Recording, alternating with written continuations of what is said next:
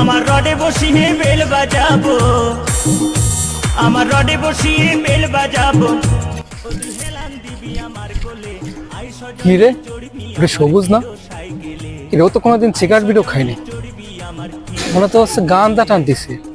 যাই যাই শুনে আসি কি এসে দেখে আসি। কি রে সবুজ, তুই তো কোনোদিন সিগারেটও খাইস না, গাঞ্জা টানিস কেন? গাঞ্জা খাই কি সাদের ভাই, মনে খুবই দুঃখ ভাই। কে রে কে আইছে? দুঃখ কিসে এত? এই কথা যদি ভাই শুনতে হয় তাহলে আপনার ফ্ল্যাশব্যাকে যা লাগবে।